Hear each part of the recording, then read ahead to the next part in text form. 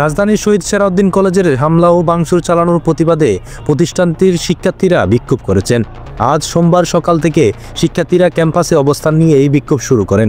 তাদের সঙ্গে পার্শ্ববর্তী কবি নজরুল সরকারি কলেজের শিক্ষার্থীরাও যোগ দিয়েছেন। শিক্ষার্থীরা হামলা ভাঙচুরের প্রতিবাদে লাঠিসোঁটা হাতে নিয়ে বিভিন্ন স্লোগান দেন। বেলা 11:30টার দিকে তারা পুরান ঢাকার সুভাষ বোস অ্যাভিনিউতে অবস্থান করেছেন। দুপুর 12টার পর তাদের একটা অংশ যাত্রাবাড়ি ডক্টর মাহবুবুর রহমান মোল্লা কলেজের অভিমুখে রওনা দেন। বিক্ষোভকারীরা শিক্ষার্থীদের কয়েকজন বলেন, গতকাল রোববার দুপুরের পর ডক্টর মাহবুবুর রহমান মোল্লা কলেজের কিছু শিক্ষার্থী আংশিকভাবে সেরাউদ্দিন কলেজে ঢুকে শ্রেণীকক্ষ সহ বিভিন্ন স্থানে ভাঙচুর চালান।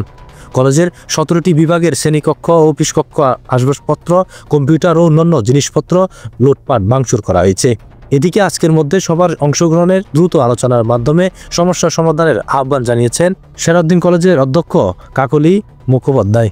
আলোচনায় সেরাউদ্দিন কলেজের শিক্ষক, ছাত্র প্রতিনিধি সহ পুলিশের লালবাগ জোনের কর্মকর্তা, ঢাকা বিশ্ববিদ্যালয় শিক্ষা মন্ত্রণালয় ও ডক্টর মাহবুবুর রহমান মোল্লা কলেজের অধ্যক্ষ সহ অন্যান্য প্রতিনিধিদের রাখার কথা বলেন তিনি।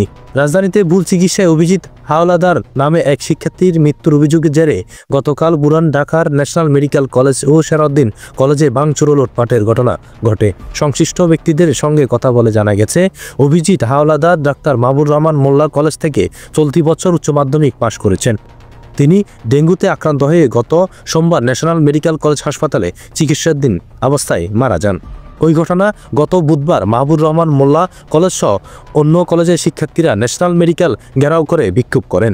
পরে অভিজিতের মৃত্যুর ঘটনায় একটি তদন্ত কমিটি হয়। তবে ওই দিন বিকালে মাহবুবুর রহমান মোল্লা কলেজের কয়েকজন শিক্ষার্থীকে মারধর করেন সেরাউদ্দিন সহ আশপাশের কলেজের শিক্ষার্থীরা। এই ঘটনার জেরে গতকাল ন্যাশনাল মেডিকেল ও সেরাউদ্দিন কলেজে হামলা ভাঙচুর চালানো হয়। মোহাম্মদ ইয়াসিন, প্রতিদিনের কাগজ।